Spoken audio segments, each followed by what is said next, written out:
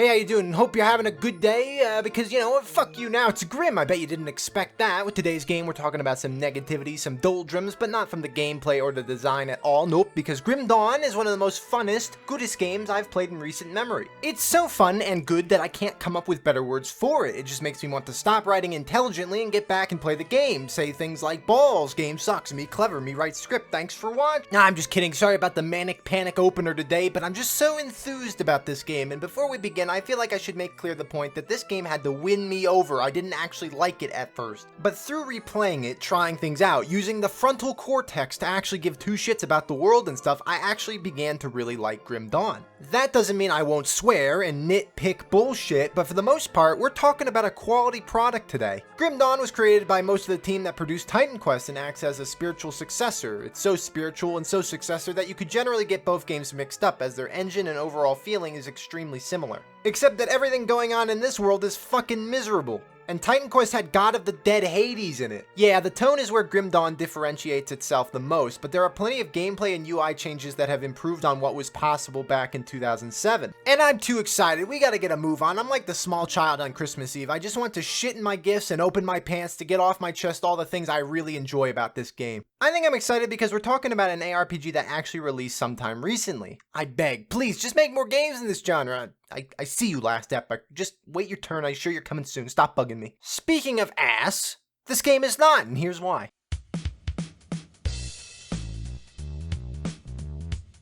I'm going to go for a more buzzword approach today, just to seem like an official member of the brain community, and I want to start with impact. It's a concept that's pivotal to making a fun game in this genre, and many of them have failed at this. You need those SSSs or screen-shaking slams, or else your game is a different SSS, or stupid shit sucks. Grim Dawn hammers away at this idea, and it's due to one novelty that isn't used very often. Always displayed health bars. It lets you feel as though you're torching things as you just blitz through thousands of numbers instantly. From either amazing continuous damage to massive burst, you get to feel strong, and not to mention, the best part is how much stuff just appears. You can find this huge B area, another example of why the Grim Dawn world is complete ass cheeks besides all the zombies walking around, but anyway, you get like 50 targets in a clump to just nuke. And it's not just a single clump and on you go like so many other ARPGs, but with spawners and ground mass that serves as spawners, you get to keep the chain going, and the screen shakes and there's drops all over the place, and all in all, the game is just fun to play. Plus, they boast the unique system of Constitution, which makes combat feel breezy and open. Instead of relying only on healing potions, you can start rapidly regenerating your health if you stop attacking and getting hit for a time. This means kiting a boss around is a great strategy to survive, and it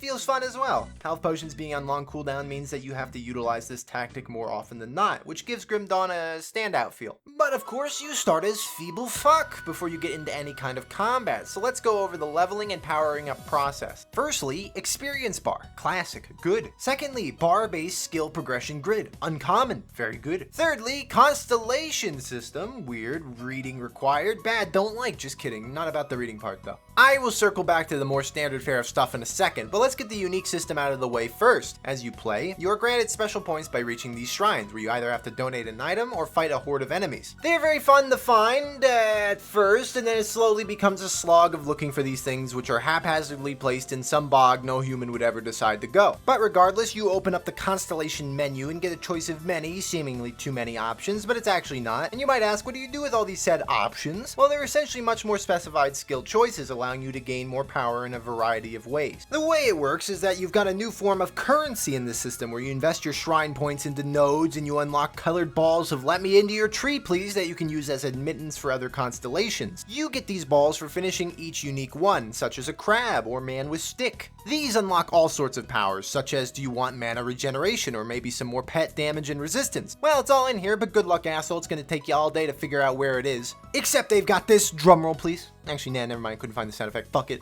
A search bar. I like search bars, they help reduce my gray matter requirements. And if you're like me, you think I use fire, I ape, and you search for fire-based damage enchantments, highlighting where you have to go to get what you want. This can be really inventive and fun, but there's a double pitfall of accessibility. On the good side of things, this is simple and contained enough to be interesting and exciting to explore, but unfortunately quite linear across playthroughs. For example, if you want to enhance a particular type of damage, you recognize where you have to go to empower yourself and check the ball currency requirement, and in order to actually get there, you're going to have to take a very planned out constellation path, which reduces the fun when starting a new character. Moving back to the regular stuff for a second, it's just Titan Quest again, and I like that shit. You get to have 2 distinct skill trees, making a unique class combination, so you can be the Night Shaman, or the Occultist Shaman, or the Demolitionist Shaman, or the Arcanist Shaman. I'm fixating on the Shaman class because it's a Victorian apocalypse world where you can shoot guns and throw grenades, but there's apparently ritualistic shaman walking around. It's also really busted for some reason. Anyways, besides that, when you level up, you get 3 skill points to put either into a bar that enhances your tree or into skills of said tree. So you can skip all this garbage crap and get straight to the top dog stuff, so long as you like whacking things to death with a stick for hours at a time. But unlike Titan Quest, this game offers respecking at a very reasonable cost, which I've decided to call a bad thing, because I like when games have enough sorry you fucked up, live with it. What are you looking at me like that for? Yeah, I like ball-busting decision making, don't judge me, actually feel free to judge me. Every comment gives me more exposure in this dumb system, call me an ape. I already did. You want some flexibility and forgiveness. Believe me, I agree, but Grim Dawn is very forgiving, to the point where the only hard lock decisions you can make are related to your masteries. There's also attribute points, but they're a negative as far as I'm concerned. Unlike Titan Quest, you get 1 per level, and they represent 8 of your score in either strength, dexterity, and spirit. And to be honest, it's mostly here as a gear requirement. This could have been fun, but mostly every build needs to hit arbitrary required rating for gear, even if you don't want to invest in stuff like strength. But you might be wondering, what about gear though, the cornerstone of fun ARPG design? Well, it's much like Titan Quest again, with the uniquely cool concept of having green, blue, and purple rarities vying for endgame viability, but unfortunately there's a hiccup this time around. In Titan Quest, green items were weird and fairly uncommon. They came with stats that felt all over the place, modifiers that you really couldn't get on blue gear, and they were the highest rarity you could enchant to make stronger. Grim Dawn instead makes every enemy drop 15 green items, all of which have nearly the same modifiers depending on the area you're currently living in, therefore making 90% of them totally disinteresting. Not to mention you can now enchant the unique rarities of blue and purple, making green seem even less appealing. And by the way, that's cool that the enchant system is open to everything. It makes the game more streamlined. It's actually something I was bummed about in Titan Quest. But enough gloomy ass conversation about green rarity being less of a cool thing in this game. Since I have the attention span of a baby, let me choose a new key to dangle in front of my face. Crafting is amazing in Grim Dawn. It's fully fleshed out, patterns come from a variety of places, and the power some of these items give you is amazing. It makes good use of the avalanche of nails and scraps you find, and I wouldn't hesitate to say that this is the most fun crafting system I've seen in an ARPG so far. And what else? We got a reputation seems like a good place to move on to, because no other ARPG has bothered with this shit. In-game there are numerous factions, each one having a reputation attached to them. Through questing and completing objectives, you can influence your standing with each, and at certain ranks you can buy new items from vendors, which is really cool. Sadly, the means of actually increasing reputation is one of the most tedious things I have ever seen. You gain reputation primarily through bounties for each group, which goes something like this. Bill Fuck says to go out and kill some bird. You say, sure thing, Bill. You go out, you walk around, you kill the bird, come back. Yeah, that's it. Added that over and over again forever. Boy, where did I leave my shits? I don't have any to give. The rewards are great. They definitely make it really fun to do in general, but the actual steps to get these vendors to open up their goods is dull. But something I've never seen but have heard about while making this video are Nemesis Bosses, secret encounters against very hard enemies that are tied to bad standing with many factions. They have red text names and are endgame challenges. That is badass. So in general, I feel that factions and reputation are a little shaky, but I still gotta praise the developers for trying something like this in an ARPG. It's definitely novel and it's pretty cool. What else do we got? Let's see. I know I left something else around here. Oh yeah, the map is the worst thing I have ever seen in anything. It is atrocious. It's so fucking bad. I feel like it was procedurally generated mess and then some game designer went in and said, how many rocks can I stick in here? You cannot go anywhere logically because there's a damn heap of burning leaves in the way. You walk around the burning leaves and there's a possum nest in the alley, and then you just try walking through someone's front living room, which is full of broken furniture, and you can't be bothered with picking up a cabinet, of course. So you just leave the town and go through the riverways, but then there's a river in your way, and you realize then you have to backtrack to Bill Fuck and get his tractor and plow through the grasslands. Unfortunately, the grasslands lead to the Nickelodeon slime fields where you suffer damage just by walking around, so you better find a better route by going to Home Depot and getting a bunch of nails to build a bridge that only leads to the second floor of the house that you couldn't get over before. And then there's a 3-foot fucking wall in your way. No zone in the game feels freely accessible. It's a mess, and the thing I can't stand is that this map is static. You're always going to be going through the same places, but for whatever reason it feels awful. Backtracking, finding a path around, miserable. Anyway, that's the end of the gameplay section. Give that an arbitrary 12 out of 14 score. Alright, what's next? Theme is next. That was a pointless line of dialogue. I am making this video. Theme, now we're going to talk about...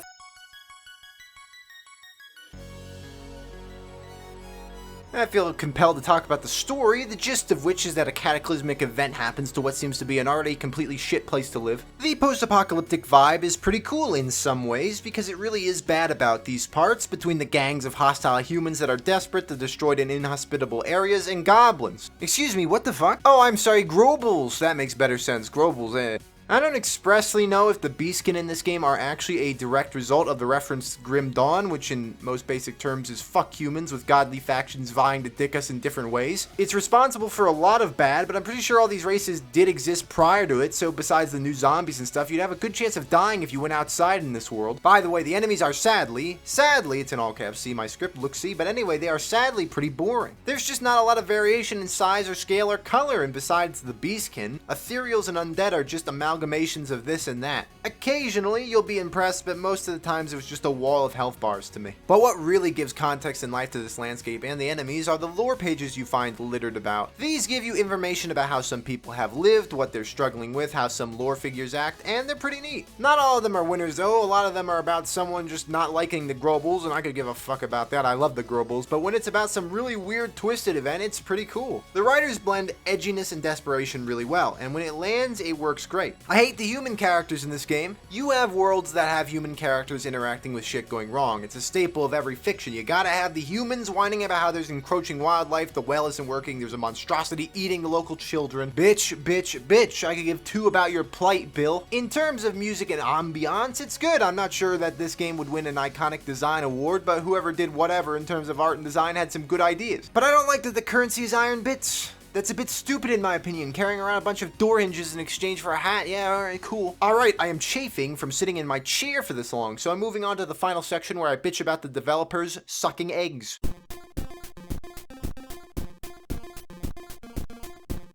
Good news, the developers do not suck eggs. Instead, they have given modders the tools to make some awesome stuff. And not only that, but the game has 3 expansion packs. The expansion packs are pretty cool, kinda. Ashes of Malmuth should have just been called Ass in My Mouth, if I had to be honest. Just kidding, it's okay. I'd get into what I really didn't like about it, but it could be summed up by complaining about the copious bogs, the worst map in any game ever conceived, and Theoden Marcel, the final boss, who sounds like he'd own a restaurant, not be a wall demon. In terms of the modding scene, it's fat. You've got conversion mods, new campaigns, balancing Diablo 2, the entire game. Feel free to play that. And between the gameplay that's fun and fluid, the theme which is dark and cool, and the support behind the scenes being strong, I could easily say Grim Dawn could potentially be the best ARPG of all time. So, joining the likes of Path of Exile and Titan Quest, I feel that Grim Dawn deserves both a hardcore playthrough and further testing. By the end, I will have made a complete and thorough assessment of the game, and I can't wait to, because it's fun. All you want out of a game is for it to be fun, to be solid and enjoyable, to not be bad, to be good. The video's over, I'm just trying to find a way to segue to say, hey, thanks for watching, good day.